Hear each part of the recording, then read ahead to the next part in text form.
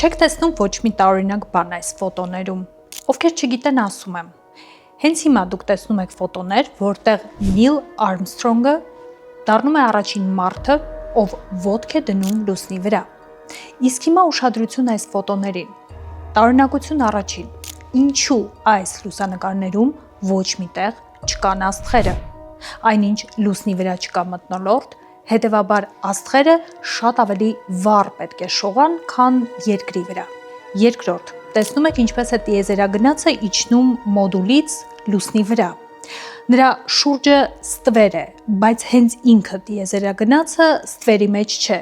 Տպավորություն է, որ պրոֆեսիոնալ լույսեր են դրված եւ լուսավորում են տիեզերագնացի սիլուետը։ Երրորդ, ուշադրություն դարձրեք դրոշին, այն ծածանվում է, այնինչ լուսնի վրա չկա քամի, ինչու է դրոշը ծածանվում։ Իսկ հիմա ուշադրություն,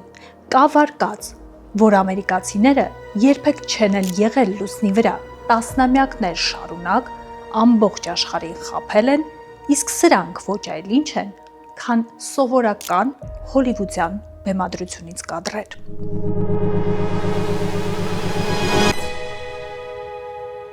Լոս Անջելեսի հայեր ինձ շատ հաճախ գրում եք Սոնա ջան լավ մասնագետների խորհուրդ տուր, հիմա խորհուրդ եմ տալիս, Յանան ու Նարան այն մասնագետներն են, որոնք ձեզ իսկապես շատ անհրաժեշտ են, որոնք են ամենապահանջված ծառայությունները, որոնց հարցում դուք կարող եք օգնել մարդկանց։ Երևի ամենապահանջվածներից դա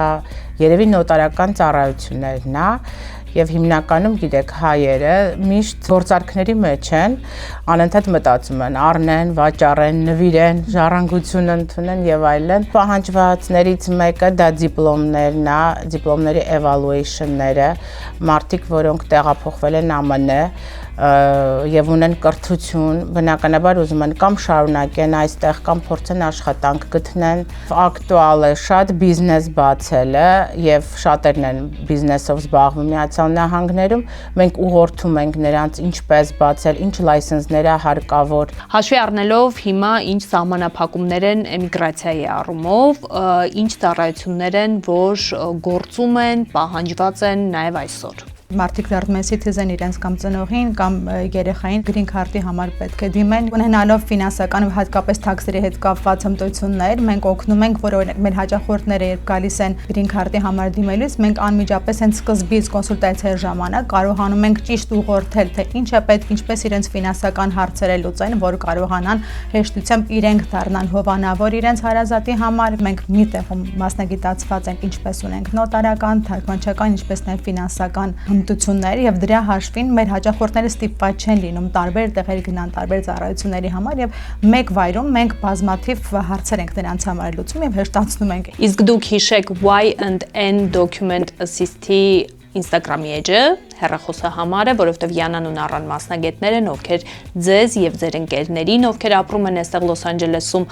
ամեն օր կարող են պետք գալ։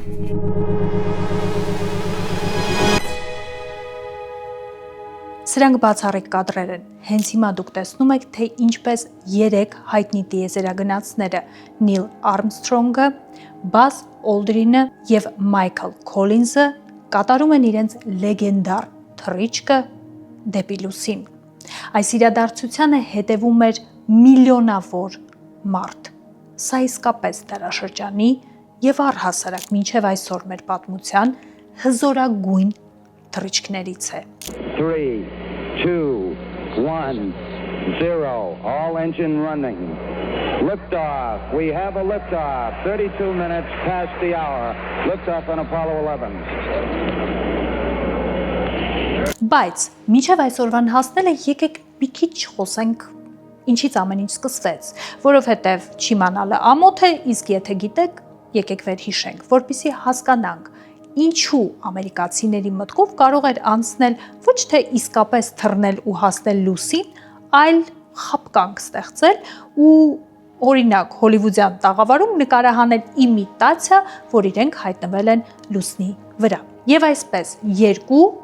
գեր տերություններ գոյություն ունեին՝ Սովետական միություն եւ Ամերիկայի Միացյալ Նահանգներ, որոնք գտնվում էին սառը պատերազմի մեջ եւ այսպես ասած փորձում էին մրցակցության մեջ լինել, թե ով է ռակետաշինության եւ տիեզերագնացության մեջ լինելու առաջատարը։ 1957 թվականի հոկտեմբերի 4 խաղի կանոնները փոխում է Խորհրդային Միությունը ու դառնում է առաջինը, ով որ արհեստական Սպուտնիկ 1 արբանյակը ուղևորում է դեպի երկրի ուղեծիր։ Սա շրջադարձային իրադարձություն էր տիեզերագնացության համար։ Խորհրդային Միությունը սակայն սրանով ցույց էր տալիս, որ ոչ միայն առաջատար է տիեզերագնացության մեջ, այլ նաև այսպես ասած թաքնված հաղորդագրություն է ուղարկում Ամերիկայի Միացյալ Նահանգներին, ինչու՞ չէ նաև ամբողջ աշխարհին, սառը պատերազմի ժամանակաշրջանում։ Այս իրադարձությունից հետո լինում է գլխավոր հարվածը։ 1961 թվականի ապրիլի 12-ին Խորհրդային Միությունը դառնում է առաջինը, ով Գագարինին ուղարկում է տիեզերք։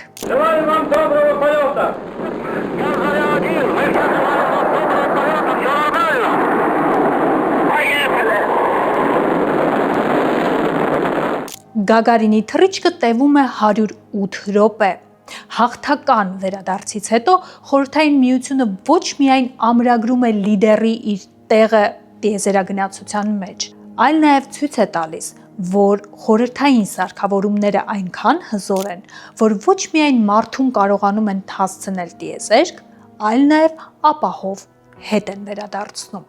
Այս երկու հզոր խոշոր իրադարձությունները բավական անհանգստացնում էին Ամերիկայի Միացյալ Նահանգներին։ Ոչ միայն որովհետև Ամերիկայի Միացյալ Նահանգները ակնհայտ պարտվում էր Խորհրդային Միությանը, այլ որովհետև այս բոլոր իրադարձությունները հենց անհաշտություններ եւ բողոքներ էին սկսում Ամերիկայի Միացյալ Նահանգների ներսում։ Ամերիկացիները, որոնք տասնամյակներ շարունակ համոզված էին, որ երկրի տերերը իրենք են, որ աշխարհի գերտերությունը Միացյալ Նահանգներն է եւ իրենք բոլոր ոլորտներում առաջատար են, սկսում են կասկածել, իսկ արդյոք իրենք իսկապես լիդերներ են, եթե երկու անգամ շարունակ լիդերությունը Խորհրդային Միության կողքին է։ Իհարկե, այս ժամանակ Ամերիկայի Միացյալ Նահանգները փորձում է խաղարկել, այսպես ասած, ոչ ազնիվ խաղաքարտը, տարածելով խոսակցություններ այն մասին, որ երկրորդ համաշխարհային պատերազմից հետո Ռուսաստանը կարողացել է գերության վերցնել մի շարք հայտնի ու առաջադեմ գերմանացի գիտնականների ու ոլորտից հասկացողների, ու հենց դա է պատճառը, որ տիեզերագնացության մեջ իրենք կարողանում են այսպիսի հաջողություններ գրանցել։ Ասածի մեջ կար ճշմարտություն։ Այս ժամանակաշրջանում տիեզերագնացության եւ ռակետաշինության ոլորտում առաջատարը բոլորովին Խորհրդային Միությունը եւ Ամերիկայի Միացյալ Նահանգները չէր, առաջատարները գերմանացիներն էին, եւ իսկապես խոսքի մեջ կար ճշմարտություն։ Պատերազմից հետո Խորհրդային Միությունը գերության մեջ պահում էր գերմանացի գիտնականների, ովքեր որ հզոր ու մեծ օգնություն էին տիեզերագնացությունը Խորհրդային Միությունում զարգացնելու տեսանկյունից։ Բայց կա մի փոքրիկ նյուանս, այդ նույն քայլին դիմել էին նաև ամերիկացիները, բայց միևնույն է, խաղում առաջատարը Խորհրդային Միությունն էր։ Ամերիկան հասկանում էր, որ նման կերպ շարունակելով իրենք սեփական ժողովրդի աչքերում կորցնում են լիդերի իրենց տիտղոսը, ինչը թույլ տալ ոչ մի կերպ չէր կարելի։ Ամերիկան նաև հասկանում էր, որ երկրորդը լինել տիեզերքում իրավիճակը չի փրկելու, որովհետև ժողովուրդը միևնույն է հիշելու է, որ առաջինը եղել է Գագարինը, առաջինը եղել է Խորհրդային Միությունը։ Եվ ինչ է անում այդ ժամանակ Ամերիկան։ 1962 թվականին նախագահ Քենեդին Հյուսթոնում համալսարանում ելույթի ժամանակ ուսանողների առաջ մի շատ անսպասելի եւ շատ խոստումնալից հայտարարություն է անում։ Նա ասում է, որ իրենք ընտրել են լուսինը ու տասնամյակի վերջում ամերիկացիները լինելու են առաջինը, ովքեր ոտք են դնելու լուսնի վրա։ Նախագահ Քենեդիի այս հայտարարությունը իրականում խառնում է իրար գիտական ամբողջ աշխարհը, որովհետև Ամերիկայի Միացյալ Նահանգները ոչ միայն ֆինանսապես, այլ նաև գիտականորեն պատրաստ չէր նման հայտարարությունների։ Ամերիկան չուներ հիմնակար էր ասելու, որ իրենք մի քանի տարի հետո արդեն կարող են հայտնվել լուսնի վրա։ Բայց նախագահը խոստումը տվել էր, որովհետև սեղանին դրված էր սեփական երկրի հեղինակությունը իր իսկ ժողովրդի աչքերում։ 1969 թվականի հուլիսի 16, Ֆլորիդա, Ապոլո 11-ը պատրաստվում է իրականացնել պատմության մեջ լեգենդար թռիչքը դեպի լուսին։ Սպուտնիկ 5 արբանյակը սկիզբ է առնում։ Միլիոնավոր մարդիկ ուղիղ եթերով հետևում էին այս լեգենդար իրադարձությանը։ Իդեպ հետաքրքիր մի բան, հեռարձակում չէր իրականացնում միայն Խորհրդային Միությունը և Չինաստանը։ Մնացածը ամբողջ աշխարհը իրական ժամանակում հետևում էր, թե ինչպես էին 3 տիեզերագնացները իրականացնում այն, ինչը դեռևս ոչ ոքի չէր հաջողվել իրականացնել։ Որպեսզի բարձ հասկանաք, սա ուղիղ թռիչք չէր լինելու երկրից դեպի լուսին։ Նախ եւ առաջ տիեզերագնացները հայտնվելու էին երկրի ուղեծրի վրա, հետո դուրս էին գալու լուսնի տրայեկտորիա, հետո հայտնվելու էին լուսնի ուղեծրի վրա, որտեղ արդեն հիմնական բազայից առանձնանալու էր մոդուլը եւ վայրէջք կկատարեր լուսնի վրա։ Թռիչքը իրականություն է դառնում եւ Նիլ Արմսթրոնգը դառնում է առաջին մարդը, ով ոտք է դնում լուսնի վրա։ Իդեպ հետաքրքիր մի փաստ, Նիլին կար հանձնարարություն հստակ նախագահի կողմից մտածել, թե ինչ է ինքը ասելու, երբ առաջին անգամ ոտք դնի լուսնի վրա։ Ու կա երկու վարկած։ Վարկած առաջինը այն է, որ իրականում Նիլ Արմսթրոնգի հայտնի խոսքերը, որ նա ասում է լուսնի վրա ոտք դնելուց հետո, շատ լավ PR խմբի մշակած արտահայտություն է։ Մյուսները համոզված են, որ իրականում սա Նիլի իմպրովիզն է եղել, որը նա ուղղակի թռիչքի ամբողջ ընթացքում մտքում ունեցել է եւ երբ որ դուրս է եկել ու ոտք է դրել լուսնի վրա, ասել է այդ արտահայտությունը։ Իսկ արտահայտությունը դարձել է լեգենդար։ Նիլը դուրս է գալիս մոդուլից, իջնում է, ոտքը դնում է լուսնի վրա եւ ասում է. It's one small step for man, one giant leap for mankind. Հետո արդեն կան ֆոտոներ եւ վիդեոներ, որտեղ երևում է, թե ինչ են անում տիեզերագնացները այն մի քանի ժամվա ընթացքում, որը անցկացնում են լուսնի վրա։ Երևում են Նիլ Արմսթրոնգի ֆոտոները, վիդեոները, որտեղ նա փորձում է իջնել եւ բարձրանալ, տարօրինակ շարժումներ է անում ու նույնիսկ նրա շարժումները նկարագրում էին որպես հարբած կապիկի պար։ Հետո նրան միանում է երկրորդ տիեզերագնացը Բազ Օլդրինը եւ նրանք միասին սկսում են տարօրինակ մի պար պարել եւ հետագայում արդեն նրանք հիշում են, որ լուսնի վրա ամեն ինչ բոլորովին այնպես չէր, ինչպես երկրի վրա։ Նախ եւ առաջ շատ դժվար է շարժվելը։ Իհարկե իր դերը խաղում էր այն, որ իրենք շատ ծանր հագուստով էին, բայց միևնույն է լուսնի վրա տպավորություն էր, թե յուրաքանչյուր շարժումը շատ ավելի դժվար եւ ծանր է տրվում։ Երկրորդ, տիեզերագնացները հիշում են, որ այնուամենայնիվ լուսնի վրա իրենք չէին զգում հոգնածության զգացողություն։ Այսինքն, որքան էլ որ շարժվեին, որքան էլ որ ծանր գործ անեին, միևնույն է չէին հոգնում լուսնի վրա։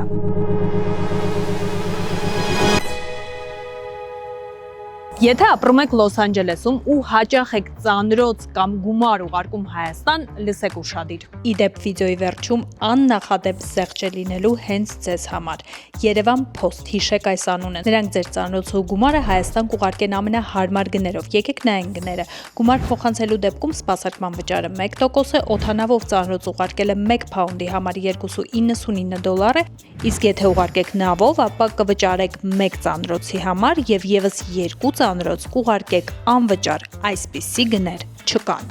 Իսկ ամենահարմար բանը այս ամբողջ պատմության մեջ, եթե ինքներդ չեք կարողանում տանել ծանրոցը Երևան Post, ապա կարող եք զանգահարել, պատվիրել pick-up, որը ի դեպ անվճար է, եւ նրանք կգան, կվերցնեն ձեր ծանրոցը ու կուղարկեն Հայաստան։ Ծառայությունը գործում է ամբողջ Լոս Անջելեսի տարածքով։ Ի դեպ կարող եք Երևան Post-ի միջոցով Հայաստան ուղարկել նաեւ ավտոմեքենա, կահույք եւ ցանկացած այլ մեծ ապրանք։ Հայաստան ծանրոց կամ գումար ուղարկելու համար թողնում եմ այստեղ Երևան Post-ի հասցեն եւ Instagram-ի էջը։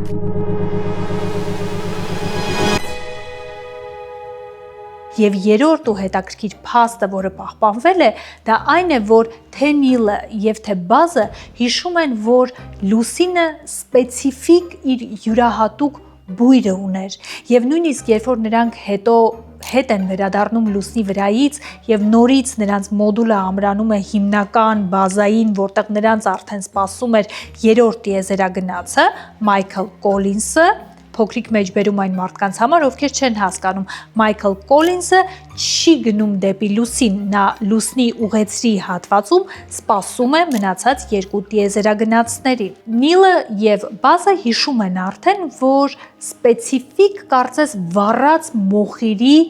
հոտ գար Լուսնի վրայից եւ դա տպավորվել էր տիեզերագնացների մեջ որպես Լուսնի սպеციფიկ հոտը։ Ժամեր Լուսնի վրա անցկացնելուց հետո տիեզերագնացները անում են մի քանի կարևոր բան։ Առաջինը Նիլը, որպես առաջին մարդը, ով ոտք է դնում Լուսնի վրա, թողնում է իր լեգենդար ոտնահետքը, որը ասում են կպահպանվի Լուսնի վրա 100 միլիոն տարի, ամենաքիչը, որովհետև Լուսնի վրա չկան քամիներ, Լուսնի վրա չկան անձրևներ եւ հետեւաբար ոչինչ չի կարող ջնջել Նիլի թողած ոտնահետքը Լուսնի վրայից։ Դուք պատկերացրեք ինչի մասին է խոսքը։ Մարդը թողել է ոտնահետք Լուսնի վրա, որը 100 միլիոն տարի պահպանվելու է։ Ուղղակի շշմելու բան է։ Տիեզերագնացները նաև հավաքում են քարերի նմուշներ եւ հողակտորներ, որոնք արդեն իրենց հետ պետք է բերեին երկիր եւ դրանք դառնային ուսումնասիրությունների եւ հետազոտությունների նմուշներ տասնամյակների համար։ Բայց ամենակարևորը Նիլը եւ Բազը Լուսնի վրա թողնում են Ամերիկայի Միացյալ Նահանգների հսկայական մեծ դրոշը եւ այս լուսանկարը կարծում եմ լեգենդար է դարձել արդեն, բոլորն են Լուսնի վրա վայրեջքը ասոցացնում հենց այս ֆոտոյի հետ եւ քչերը գիտեն, որ բացի հիմնական Ամերիկայի Միացյալ Նահանգների դրոշից Նիլը եւ Բազը թողնում են նաեւ փոքր այլ դրոշներ, որոնք այլ երկրների սիմվոլներն էին իրենցից ներկայացնում, ցույց տալով, որ սա ոչ միայն Ամերիկայի մեծագույն հաղթանակն է, այլ ամբողջ մարդկության։ Դրանից հետո արդեն հաջողություն գրանցելով Ապոլո 11 թռիչքը հաջողությամբ վերադառնում է հետ Նիլին, Բազին եւ Մայքլին հավետ դարձնելով տիեզերագնացության լեգենդները, իսկ Ամերիկայի Միացյալ Նահանգները փակում է իր վիրավոր խոցերը եւ կարողանում է այստեղ արդեն հաղթել Խորհրդային Միությանը եւ դառնալ առաջինը, ով թռիչք է իրականացնում դեպի Լուսին եւ ավելին վայրեջք է կատարում Լուսնի վրա ու բարեհաջող հետ է վերադառնում։ Իսկ հիմա պատմության ամենահետաքրքիր մասը։ Ապոլո 11 լեգենդար էքսպեդիցիայից հետո ամերիկացիները Լուսնի վրա լինում են եւս 5 անգամ, այսինքն գլոբալ ամերիկացիները Լուսնի վրա լինում են 6 անգամ։ Ապոլո 11, Ապոլո 12, Ապոլո 14, 15, 16 եւ 17 էքսպեդիցիաները։ Բայց 1972 թվականից հետո ամերիկացիները շատ հանկարծակիորեն դադարեցնում են իրենց թռիչքները դեպի Լուսին եւ այլևս ոչ մի էքսպեդիցիա ընդհուպ մինչեւ այսօր չի իրականացվում դեպի Լուսին։ Եվ այդ ժամանակ մարդկանց մեջ սկսեց շատ պարզ եւ տրամաբանական հարց առաջանալ։ Եթե ամերիկացիները արդեն թռել էին Լուսնի վրա եւ եթե արդեն դա կրկնել էին եւս 5 անգամ, ապա ինչու այս թռիչքները հանկարծակի դադարեցին 72 թվից հետո եւ մինչեւ այսօր ամերիկացիները չեն կրկնում իրենց թռիչքները նոր նմուշներ հավաքելու եւ Լուսնի մասին նոր բացահայտումներ իրականացնելու համար, չէ՞ որ սա գիտական աշխարհում կլիներ հզորագույն առաջընթաց։ Եվ հենց այս դրամաբանական ու հարցական խոսակցությունների ֆոնին 1978 թվականին աշխարհը ցնցում է մի ֆիլմ, որը կոչվում էր «Այս եղջյուր 1»։ Այս գիտաֆանտաստիկ ֆիլմը պատմում էր այն մասին, թե ինչպես են ամերիկացիները կեղծում իրենց թռիչքը դեպի Մարս։ Ֆիլմի սյուժեն շատ կարճ, նկարագրելով հետևյալն էր. ամերիկացիները որոշում են տիեզերագնացներ ուղարկել եւ թռիչք իրականացնել դեպի Մարս, հասկանում են, որ դա հնարավոր չէ եւ այդ ամենը բեմադրում են պարզապես տաղավարում։ Այս ֆիլմի էկրան բարձրանալուց հետո ժողովրդի մեջ սկսեցին տարածվել խոսակցություններ այն մասին, իսկ ինչ եթե «Այս եղջյուր 1»-ը բոլորովին էլ գիտաֆանտաստիկ ֆիլմ չէ, իսկ ինչ եթե ժամանակին ամերիկացիները իրենք չեն թռել դեպի լուսին եւ իրականում այն, ինչ տարածվում է ֆոտոյի ու վիդեոյի տեսքով որպես ապացույց, որ ամերիկացիները ոտք են դրել լուսնի վրա, ոչ այլ ինչ է, քան պարզապես բեմադրություն հոլիվուդյան տաղավարներից մեկում, որի հետևում կանգնած են պրոֆեսիոնալ լույսեր, տեսախցիկ, կամերաներ եւ ռեժիսոր։ Ու նույնիսկ ասում էին, որ ռեժիսորը այս ամբողջ բեմադրության եղել է լեգենդար Կուբրիկը։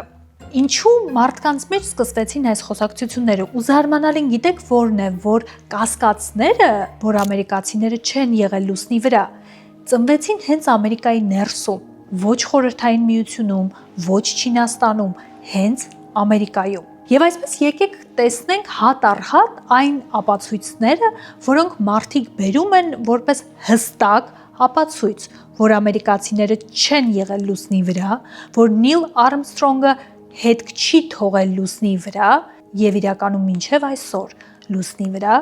ոչ մի մարտեյակ ոտք չի դրել։ Առաջին ապացույցը այս լուսանկարներն են, որտեղ մարդկանց մոտ տրամաբանական հարց է առաջանում. լավ, որտեղ են աստղերը։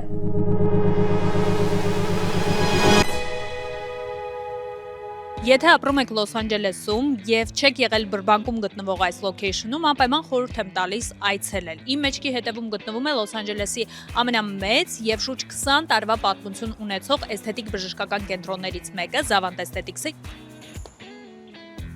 Սկսենք նրանից, ինչ ծառայություններ կան Zavant Aesthetics-ում, որ կարող են հետաքրքրել մարդկանց։ Ինձ թվում է ամենահետաքրքիրը կլինի ոչ վիրահատական facelift։ Մենք ունենք մի հատ գործիք, որը կոչվում է Photonafordy, որը օգնում է առանց վիրահատական միջամտությունների օգնել մեր պրոֆիլը ավելի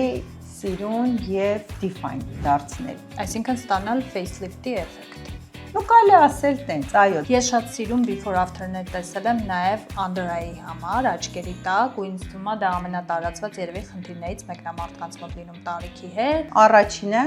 մենք ունենք մեր պրոտոկոլը, որը մշակված է Zavant Aesthetics-ում, որը օգնում է սևությունը ավելի բացացնել։ Երկրորդը մենք ունենք մի հատ procedure, որը առանց վիրահատության օգնում է աչքերի տակի բեգերը կամ ճարպի գոյացությունը չզոկացնել, դա կոչվում է non-surgical eye tight procedure, իդեպ ես էլ ասեմ, որ ես Լոս Անջելեսում առաջիններից մեկն եմ, որը 9 տարի առաջ բերեց այդ գործիքը Zavant եւ սկսեց անելը։ Իդեպ ամեն ամիս Zavant Aesthetics-ում լինում են շատ լավ զեղչեր ձեր սիրած պրոցեդուրաների վրա, ինչպես նաև թողնում եմ այստեղ Zavant Aesthetics-ի Instagram-ի էջը, եթե ուզում եք իմանալ օրինակ ձեր դեմքի համար, որ պրոցեդուրան է ավելի հարմար, այս կամ այն խնդիր լուծելու համար ինչ պրոցեդուրայից օգտվեք, կարող եք գրել Zavant Aesthetics-ի էջին եւ մասնագետները ձեզ կպատասխանեն։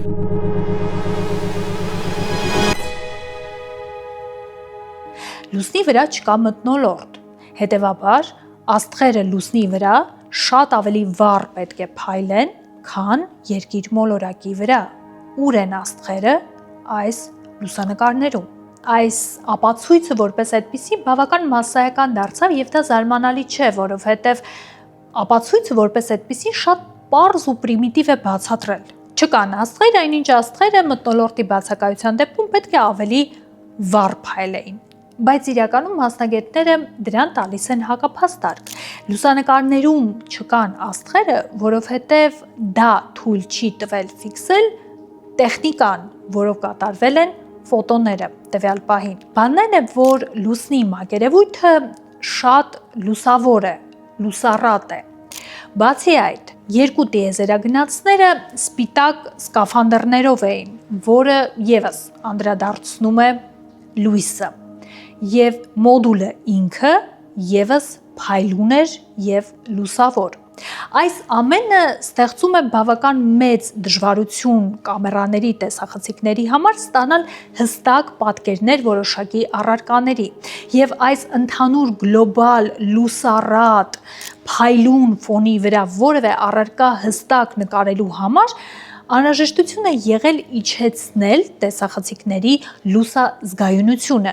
ինչի արդյունքում էլ առաջին պլան դուրս են եկել առարկաները, որոնք որ նկարվել են, իսկ ֆոնը արդեն խամրել է։ Ու դրանով է բացատրվում այն, որ նույն տիեզերագնացը, դրոշը, մոդուլը շատ ավելի ակնհայտ են երևում ֆոտոներում, իսկ հետևում որպես background, որպես ֆոն մենք տեսնում ենք պարզապես սև խամրած ֆոն, որը իսկապես տպավորություն է, որ դա ուղղակի մի տաղավարում նկարահանում է իրականացվել, բայց ըստ մասնագետների աստղերը պարզապես խամրել են եւ ընդհանուր այդպիսի գորշ, մութ բեքգրաունդ է ստեղծվել, որովհետեւ տեսախցիկների լուսազգայունությունը իջեցվել է։ Ու ընդ որում մասնագետները փաստում են, որ լաբորատորիաներում եւ NASA-ում պահպանվել են բացառիկ լուսանկարներ արդեն արված ոչ թե մասսայականացնելու, այլ զուտ մասնագիտական նկատառումներով կիրառելու համար եւ այդ լուսանկարներում արդեն աստղերը հստակ երևում են։ Երկրորդ ապացույցը, որը ըստ կասկածողների ապացուցում է, որ ամերիկացիները չեն եղել լուսնի վրա։ Ուշադիր նայեք այս ֆոտոին։ Հստակ երևում է, թե ինչպես այն պահին, երբ տիեզերագնացը Ամերիկայի Միացյալ Նահանգների դրոշը փորձում է կանգնեցնել լուսնի մակերեսի վրա, դրոշը ծածանվում է։ Եվ այս ժամանակ առաջ է գալիս տրամաբանական հարցը. ինչպես կարող է լուսնի վրա դրոշը ծածանվել, եթե լուսնի վրա չկա քամի, որտեղից վերցվեց այս ծածանվող դրոշը։ Պատասխան. սա նկարահանում է, որը իրականացվել է տաղավարում եւ պարզապես տաղավար մտած քամու պատճառով դրոշը ծածանվել է։ Եվ սա ուղղակի դուրս է մնացել NASA-ի ուշադրությունից։ Մասնագետները NASA-ն օֆիցիալ բացատրություն են տալիս։ Չկա ոչ մի առեղծված եւ չկա ոչ մի սուպեր բացահայտում։ Բանն այն է, որ լուսնի վրա գրավիտացիայի բոլորովին այլ կանոններ են գործում, եւ որպիսի դրոշը կարողանար տեսանելի լինել, այն ոչ միայն սովորական կտոր էր, որը փակցրել էին ուղակի ձողի վրա, այլ պատրաստել էին ձող, որը, այսպես ասած, գեաձև կառուցվածք էր, այսինքն երկու հատվածից կառուցված ձող էր, եւ դրոշը ամրացվել էր, փակցվել էր, այսպես ասած, այդ փայտի վրա։ Հիմա բանն այն է, որ երբ որ դրոշի կտորը տիեզերագնացը հանել է եւ փորձել է մտցնել այդ փայտի վրա, ամբողջապես չի բացել կտորը եւ այն մի տեսակ ծամծմված ու կիսածալված տեսք ունի։ Հիմա հարցի երկրորդ մասը։ Okay, դրոշը կիսածալված տեսք ունի, բայց ինչու է հստակ տպավորություն, որ այն պահին, երբ տիեզերագնացը այն դնում է լուսնի մակերեսի վրա, դրոշը շարժվում է, ծածանվում է։ Բացատրությունը հետևյալն է. բանն այն է, որ երբ տիեզերագնացը փորձում է դնել դրոշը մակերեսի վրա, նա շարժման մեջ է դնում դրոշը,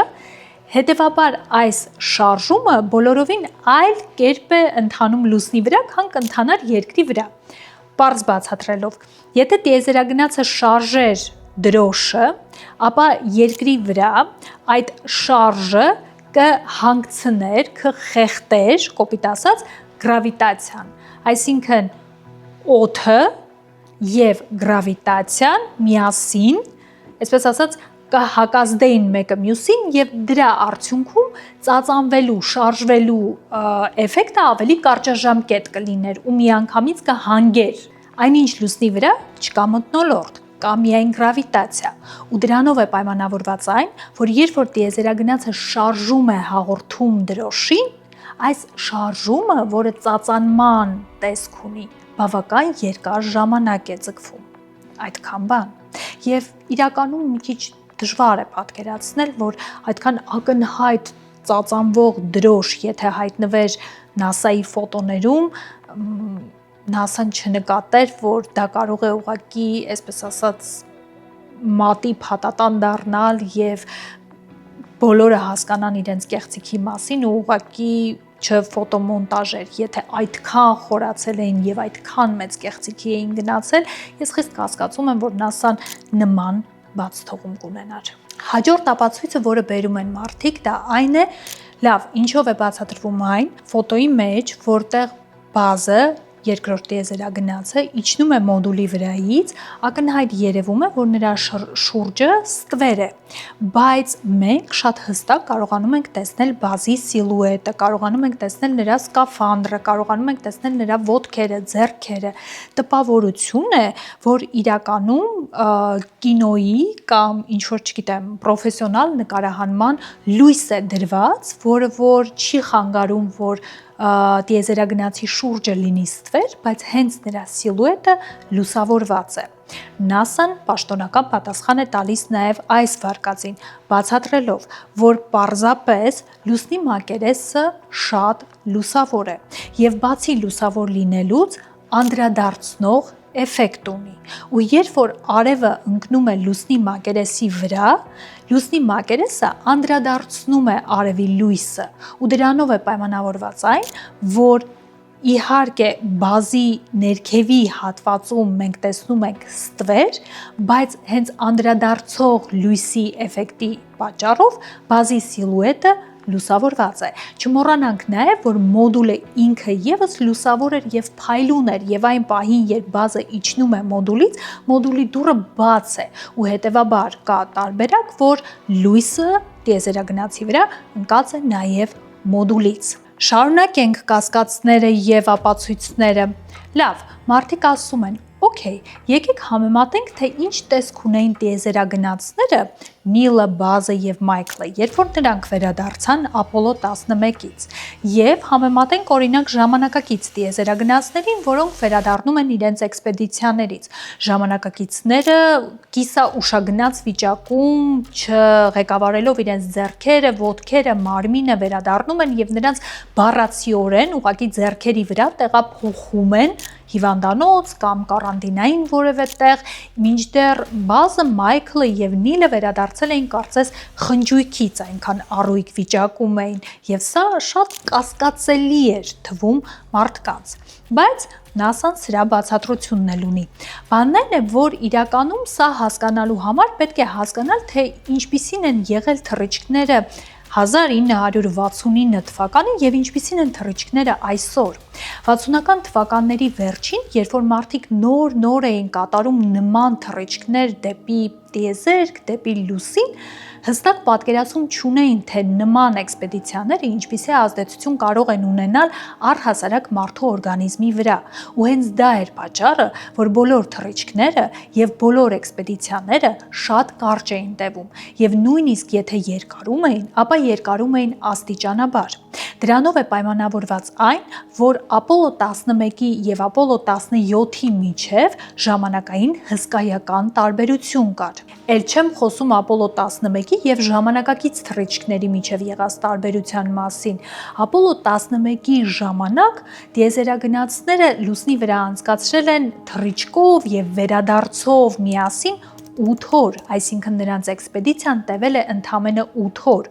8 օր, որոնց ընթացքում դեռևս մարդու մարմինը, մարդու մկանները, հյուսվածքները չեն թուլանում, նրա մարմինը չի սկսում վերաադապտացվել այլ մոլորակային մթնոլորտի վիճակի մինչդեռ ժամանակակից էքսպեդիցիաներ կան, որոնք տևում են մինչև 6 ամիս, ու լրիվ նորմալ է, որ մարդիկ, ովքեր վերադառնում են 6 ամսվա թռիչքից եւ մարդիկ, ովքեր վերադառնում են 8 օրվա թռիչքից, կատեգորիկ տարբեր ֆիզիկական դրության մեջ կարող են լինել։ Հաջորդ կարևոր կասկածը, որը առաջանում է մարդկանց մեջ, պայմանավորված է նրանով, որ այսօր ոչ մի ժամանակակից աստղադիտակ եւ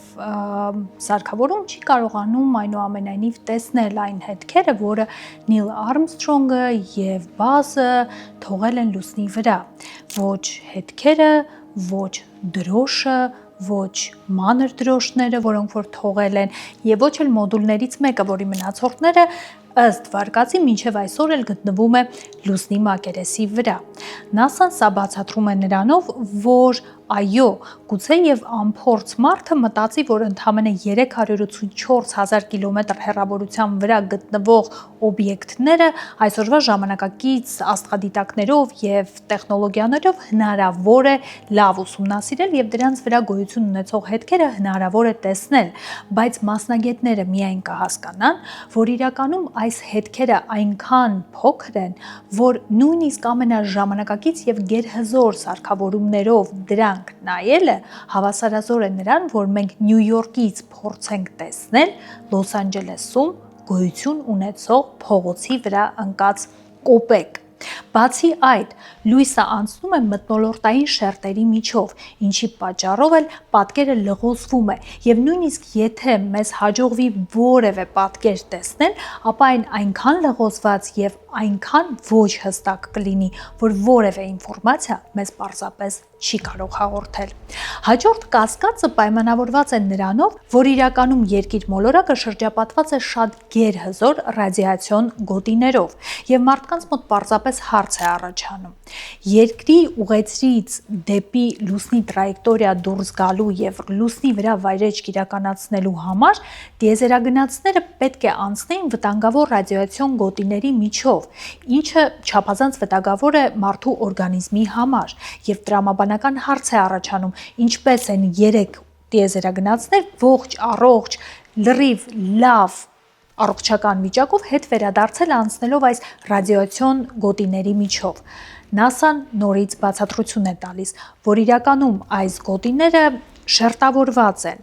եւ Ապոլո 11-ը, ինչպես նաեւ դրան հաջորդող բոլոր թռիչքների ժամանակ տիեզերագնացները առաջինը կարողացել են անցնել այս գոտիների ամենաբարակ հատվածով, մինիմալի հասցնելով ռադիացիայի ռիսկայնությունը, եւ երկրորդը ժամանակահատվածը, որի ընթացքում տիեզերագնացները եղել են ռադիացիոն այս գոտու ազդեցության տակ, եղել է չափազանց կարճ, հետևաբար դա այն ժամանակահատվածը չէ, երբ ռադիացիան կարող էր լուրջ վնաս հասցնել մարդկանց օրգանիզմներին։ Եվ իհարկե վերջին ու ամենակարևոր կետը, որի պատճառով մարդիկ կասկածում են, որ ամերիկացիները թաքցնելու բան ունեն, այն է, որ իբրև թե ՆԱՍԱ-ն եւ ամերիկացիները արգելում են որևէ այլ երկրի ներկայացուցիչների մոտենալ լուսնի, հատկապես այն տեղերին, որտեղ վայրեջք են կատարել Ապոլո 11-ը, 14-ը, 15-ը, մի խոսքով բոլոր էքսպեդիցիաները։ Եվ սա միայն ՆԱՍԱ-ի պաշտոնական տեղեկատվությունը չէ, այլ նաև հանրամատչելի, հասանելի, համաշխարհային ինֆորմացիա, որ իրականում Ամերիկայի Միացյալ Նահանգները եւ ՆԱՍԱ-ն ոչինչ չեն արգելել, ու դա տրամաբանական է, որովհետեւ լուսինը չի պատկանում Ամերիկայի Միացյալ Նահանգներին կամ ՆԱՍԱ-ին, որ նրանք ունենան լիազորություններ որևէ բան արգելելու։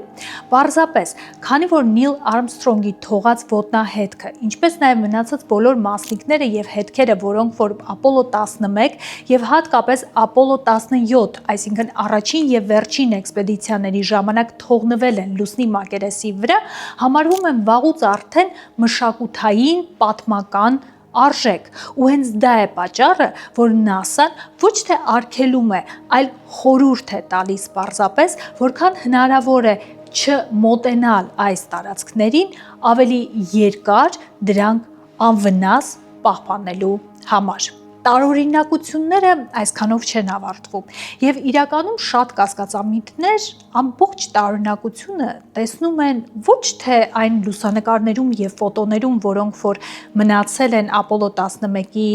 թռիչքից, այլ նրա մեջ, թե ինչ է տեղի ունենում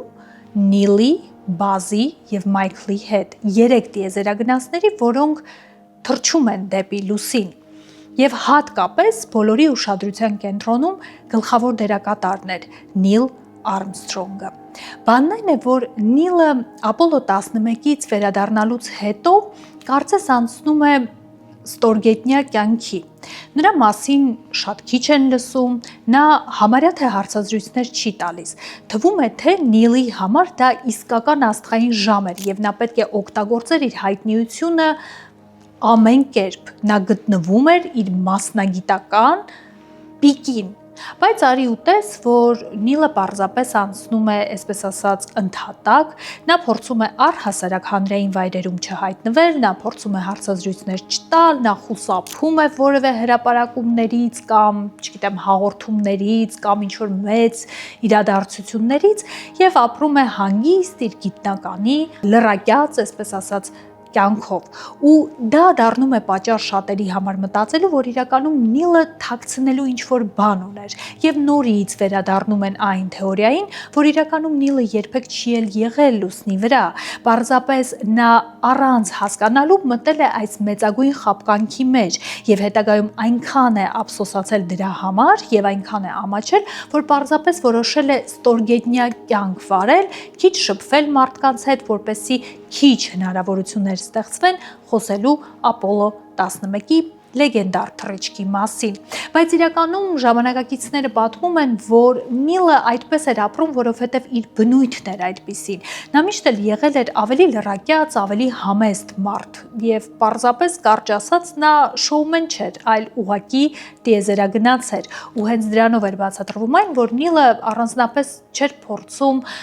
իր պոպուլարությունը իր օգտին օգտագործել եւ իհարկե մի շատ նուրբ հոգեբանական պահ էլ կար այդ ժամանակ։ Նիլը հստակ հասկանում էր մի բան, որ եթե մյուս մասնագետները իր ոլորտի, մյուս գիտնականները ապրում են երազանքով անելու որևէ մեծ քայլ իրենց կյանքում, ապա իր համար այդ երազանքը այլևս սպառվել էր, որովհետև Նիլը հասկանում էր, որ իր կյանքում արել է մի բան, որից ավելի մեծը